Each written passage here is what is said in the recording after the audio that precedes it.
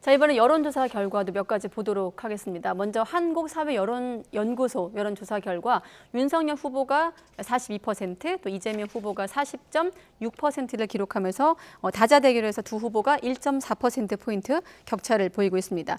이어서 당선 가능성 또 조사 결과까지 보여주시고, 자, 최 교수님 어떻게 좀 지지율 추이 지켜보고 계십니까? 뭐 지지율 추이는 사실 크게 차이가 없다고 봐요, 저는. 계속 접전이에요? 그럼요, 네. 계속 접전이고요. 이건 이제 오차범위 내에 있기 때문에 누가 앞섰다 뒤섰다 얘기할 수 있는 상황도 아니에요. 그래서 저는 지금의 상황은 사실 엎치락 뒤치락 이걸 이렇게 표현하는 게 맞을 거라고 생각을 하고요.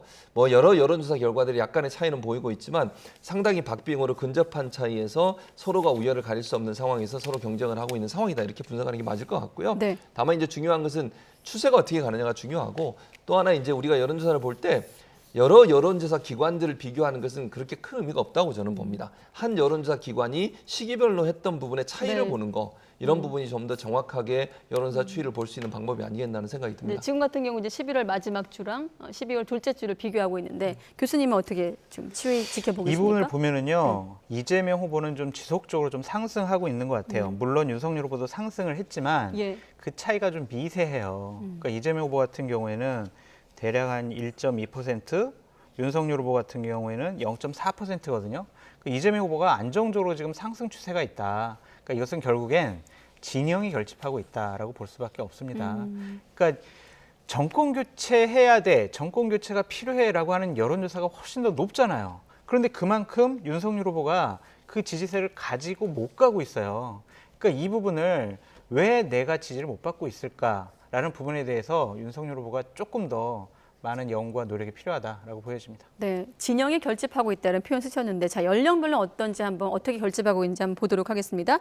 자, 20대 지지율 같은 경우는 이재명 후보가 25.6%, 윤석열 후보가 34.7, 그리고 30대가 43.2, 윤석열 후보가 35.3. 아무래도 이번 선거에서 뭐 여러 번 언급한 대로 20대 지지율이 좀 관심을 모으고 있는데, 지금 연령별 지지율 추이는 어떻게 좀 해석할 수 있을까요? 연령별 지지율 같은 경우 30대 같은 경우에 윤석열 후보가 좀 밀리고 있는 걸로 보여지거든요. 네. 그건 사실은 변화가 있는 부분이에요, 이 부분은. 그러니까 윤석열 후보가 이제는 30대에서 앞서는 부분이 있었거든요, 분명히.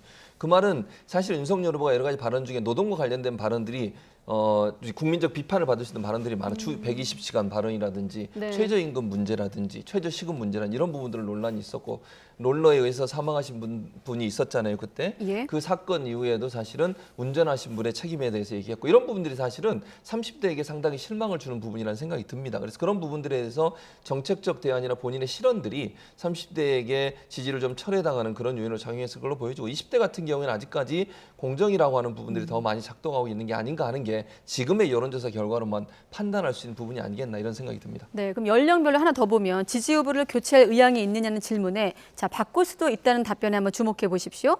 자, 18세에서 29세 연령층과 30대 같은 경우는 바꿀 수도 있다는 응답이 다른 연령대에 비해 지금 상대적으로 높게 나오고 있거든요. 양 캠프도 모두 이 점을 좀 주목해야 되겠죠?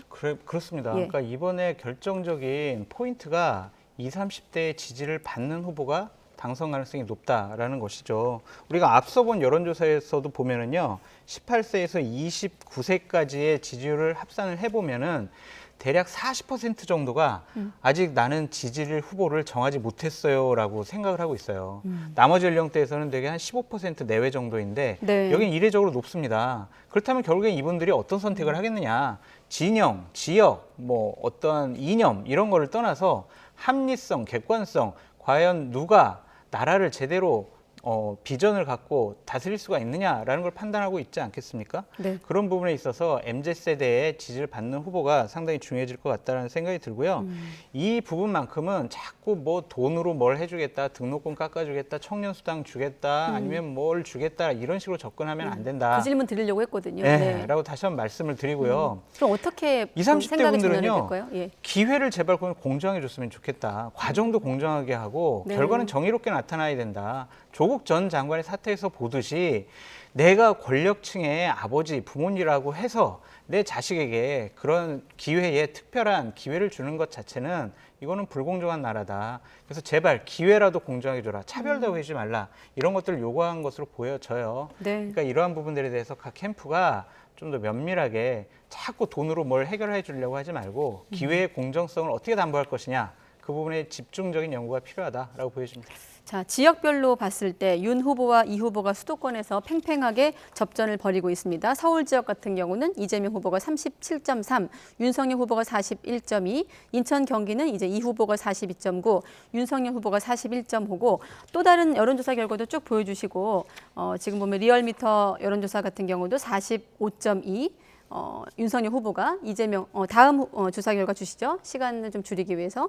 네, 이재명 후보가 39.7 이렇게 나타나고 있는데 이 같은 결과는 조금 두 후보 차이가 크고 MBC 여론조사 결과도 있는데 자, 사자 가상 대결에서 이제 이 후보도 앞선 결과와 같이 오차 범위 안에서 접전을 보이고 있는데 MBC 조사 같은 경우는 좀 눈에 띄는 조사 결과가 있어서 끝으로 소개하고 마무리 짓도록 하겠습니다. 자, 대선 후보의 배우자를 검증하는 범위에 대한 여론조사를 벌였는데 자, 한번 보시죠.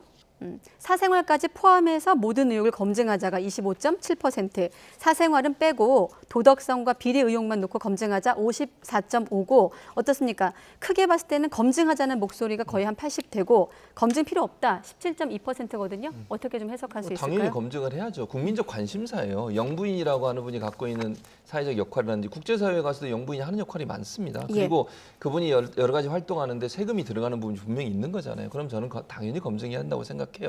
물론 후보가 가장 중요하지만 후보와 함께 대통령의 역할을 보좌하면서 함께하는 그런 영부인의 역할도 중요하다고 보여지고 우리나라를 대표하는 영부인이잖아요. 그럼 그분이 어떤 분인지 하는 부분에서 또 그분이 혹시나 불법적인 행동을 했거나 아니면 도덕적으로 문제되는 행동을 했을 때 거기에 대해서 국민들이 알아야 될 권리가 반드시 있다고 저는 봅니다. 네. 그래서 이 여론조사 결과만 봐도 80% 정도가 80% 이상이죠. 결국은 그런 분들이 분명히 필요하다고 보고 있기 때문에 저는 해야 된다고 생각해요. 뭐 사생활의 부분은 제외하더라도 네. 도덕적인 문제나 법률적인 문제 혹시나 불법적인 부분이 있는지 없는지 그런 의혹에 대해서는 말끔하게 조사하고 또 검증받고 털고 가야 된다 이렇게 생각을 합니다. 그러니까 사생활을 제외한 도덕성과 비리 의혹 중심으로 검증하자는 목소리도 이미 절반을 넘거든요. 네. 저는요, 공인은 사생활이 없다고 생각이 듭니다. 공인이 어떻게 사생활이 있습니까? 사생활도 공적인 영역에서 판단을 받아야 한다고 생각이 듭니다. 왜냐하면요, 기본적으로 사인이 여러 가지 사생활을 통해서 인정을 받아서 공인이 되는 거 아니겠습니까? 그러면은 어떻게 그것이 사생활이니까 그 부분은 우리가 도덕성 검증 안 하겠어요. 이렇게 치부할 수는 없다라고 보여집니다. 저 MBC의 대선 후보 배우자 검증 여론조사 저거는요, 분명히 좀 의도가 있어 보여요. 이재명 후보의 김혜경 여사 같은 경우에는 무척 활발하게 내조 활동도 하고 있고 선거운동 요새 같이 하고 다니지 않고 있습니까? 네. 근데 하지만 윤석열 후보의 김건희 여사 같은 경우에는 전혀 지금 보이고 있지 않아요. 그러고 있기 때문에 저 여론조사는 빨리 나와서 대중 앞에 나와서 검증을 받아라. 국민들이 요구하고 있다라는 압박의 하나의 표현이 아닌가라는 생각이 듭니다. 제가 그냥 한마디만 더 덧붙이자면 이제 장 교수가 말씀하신 부분은 MBC가 의도적으로 했다기보다는요. 아마 이 문제가 잘 아시는 것처럼 국민의힘에서 왜 영부인을 예를 들면 검증한 이런 논란들이 좀 있었어요. 반대하는 논란도 많았고 이제 그런 부분에서 국민적 여론이 어떠냐 하는 부분들에서 아마 알고 싶고 또 이제 국민들의 여론이 어떤지를 좀 알릴 필요가 있어서 조사를 한 것 같습니다. 저도 당연히 대선 주자의 후보 부인은 당연히 검증 받아야 돼요. 근데 제가 자꾸 왜 의도가 있다고 생각이 드냐면 아까 이제 MBC 보도를 보니까 국민의힘 지지층의 51%도 이거에 찬성하고 있다. 그러니까 빨리 대중 앞에 나와라. 그렇게 이제 저는 인식이 들어서 이런 말씀 드립니다. 네, 지난주에 좀 어려운 질문 주셨다고 했는데 여전히 일주일 지나도 김건희 씨 등판 여부는 언제로 힘든 좀 부분이에요. 왜냐하면 캠프 내에서 아직 어떻게 해야 될지 본인들도 판단을 못하고 있기 때문에 예측하기가 어렵습니다. 교수님 혹시 덧붙이실 그러니까 저는 이제 말씀 말씀하신 똑같아요. 사실은 이제 국민의힘이나 선대위 관계자들을 볼 때는 사실 김건희 씨 등판이 상당히 곤혹스러울 겁니다. 또 네. 그분이 나와서 또 지지자들은 계속 물어볼 수밖에 없어요. 그분이 등장하면 사생활 관련된 부분 안 물어보겠습니까? 도덕성 관련된 부분 안 물어보겠습니까? 근데 어떤 대답이 나오느냐에 따라서 또 다른 또 논란으로 확산될 수 있는 위험성도 분명히 있기 때문에 네. 제가 볼 때는 당분간 나오기가 어렵지 않겠나는 생각이 듭니다. 알겠습니다.